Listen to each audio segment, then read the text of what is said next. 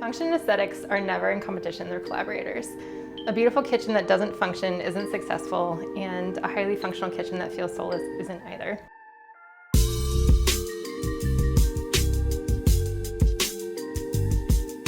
Hi, I'm Amy Mitchell with Tisdale Distributing, and today we are starting our Conversations in Kitchen Design series, where we interview industry partners to learn about the latest in design trends, innovative materials, and processes from the experts.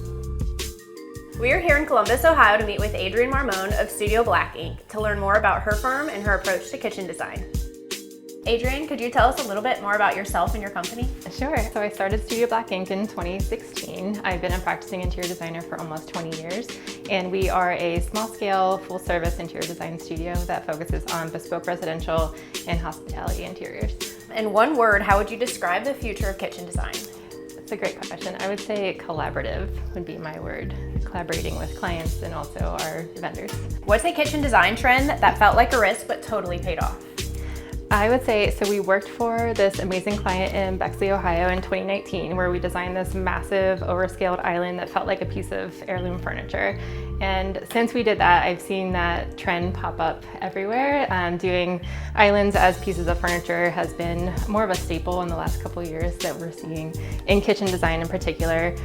In that case, we paired it with these beautiful 1920s vintage pendants. That was the era of the home. And it just kind of holistically brought the whole space together along with the appliances and all the little jewelry detail that we added. I would say here at the show house, the island that we're actually sitting at is clad in a burnished brass material, which is really unexpected, kind of a risk, but is a total showstopper. Yeah, it is beautiful and totally unique. Yeah, definitely different. I haven't seen it. And of course, as soon as you do it, you start to see it popping up everywhere and you're like, oh shoot, but you know, we tried. It's something that's really special to our kitchen here. Awesome. What's one design element you're obsessed with bringing back?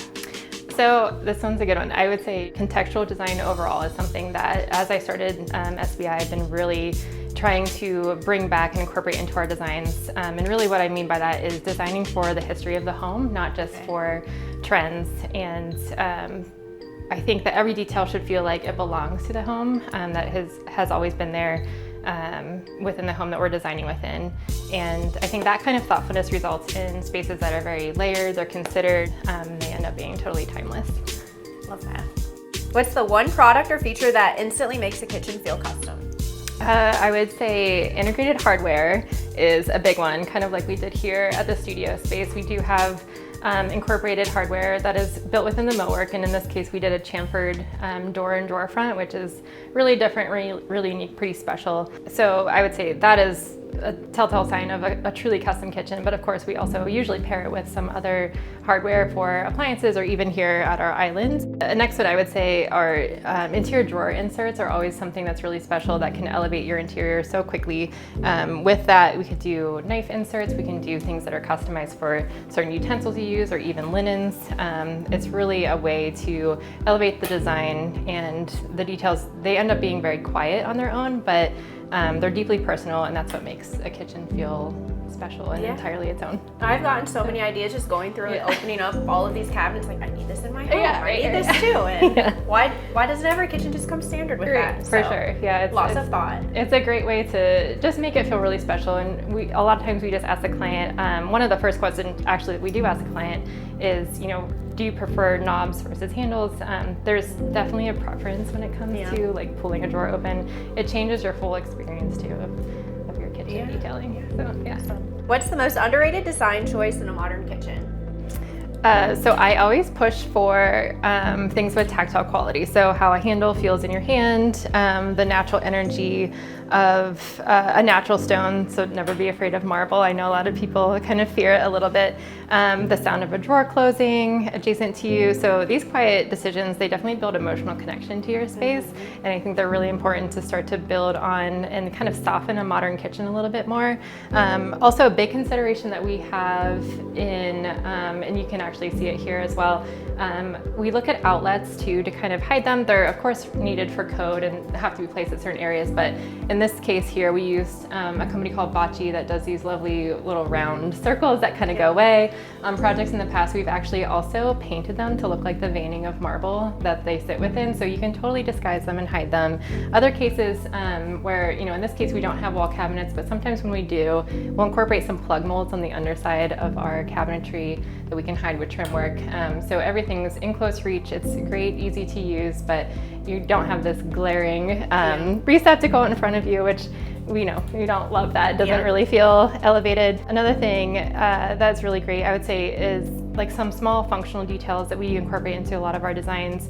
And one in particular we actually did a knockbox at a coffee station for a really avid coffee drinker on a recent project down in Bexley. And then also one thing I love doing is thoughtful placement of trash can, especially at a prep area. It just makes the space feel, so elevated and just so intuitive. It just makes it just function seamlessly. And it stays cleaner. It does. Dragging everything across and dripping. Scoop right in there. Will you tell me what a knockbox is? So a knockbox, if you go to a coffee shop and they get the espresso out and they have the cup, if you ever hear them go like on that little tiny box there, they call it a knockbox, and it has like a little banded part on the top that it helps get the grinds out of the espresso. I love that. Okay, gotcha. But we did that in a residence, which is pretty unique and different. That the client, they love it because they make their own coffee every day. So just a little extra elevated detail.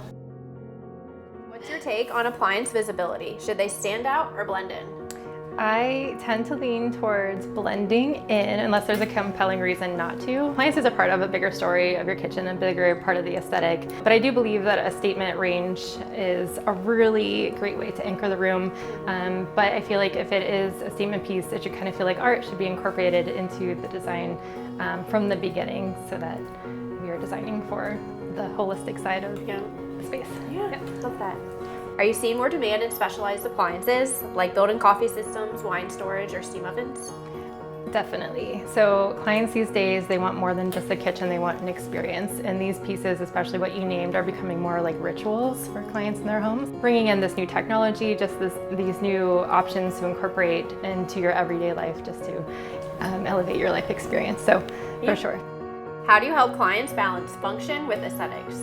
Function and aesthetics are never in competition, they're collaborators. A beautiful kitchen that doesn't function isn't successful, and a highly functional kitchen that feels soulless isn't either. We usually start by understanding how the client moves through their space, then we layer in materials and design details that feel aligned with the home. And real beauty comes with balance, where nothing feels forced and everything has a purpose. When clients say they want a timeless kitchen, how do you interpret that and bring it to life? So up front, we ask a lot of questions to learn about the client and how they live, cook, and entertain in their spaces. It's a lot of upfront goal setting to create a plan, and then we work those details within the space. We ask questions like, are you a baker? How do you dine? Do you sit at a dining table, or do you like to perch at the island? How do you entertain? What do you wear when you entertain? These questions give a real insight in how the client lives, and then that kind of becomes a foundation for the design language for the overall space. A timeless kitchen is truly just a kitchen that's tailored to you. So when people talk about timeless all the time, there's nothing that you can look at a picture and say that is timeless. It's really just what makes sense for you, how you guys live in the space. It will be timeless to you in particular. I think a lot of kitchens age poorly because a lot of designers tend to apply trends without considering the era or architecture of the home. This is such an important piece of the overall design puzzle.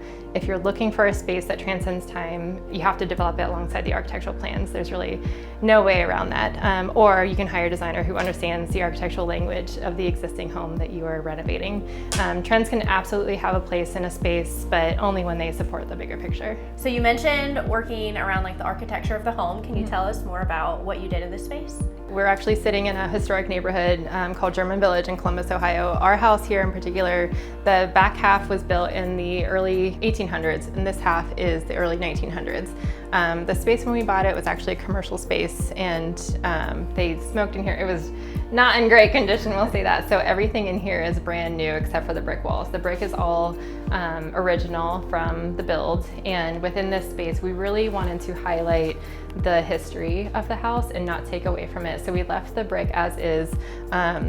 even in its crumbling nature and all, but within here, looking at the kitchen, I wanted it to feel balanced, but not too traditional where it started to feel stuffy. So all of our cabinetry, especially around the edge here, it's all custom cabinetry, but it's very simple. It does feel modern, but the stain that we selected, the white oak cut that we selected, even this marble, this is Macchia Vecchia marble, it just kind of softens the space. Honing it kind of helps to play off the finish of the brick here. But overall, it functions great for us here as the show house, but also it feels very timeless to us in the home. It feels like it wasn't necessarily obviously built here in the 1900s, but it just feels like maybe just a freshened up version of what might have been here one day. It's beautiful. Yeah. I love it. And I love the detail of the countertop. Thank you. Yeah, the double bullnose edging and everything. Yeah, it's a very special space for us here. Thank you so much, Adrienne, for letting us come into your space. It's absolutely beautiful, and for you giving all of your expertise and wisdom on designs and being a part of the series. Thank you. I loved having you guys. Thanks for coming. Thank you.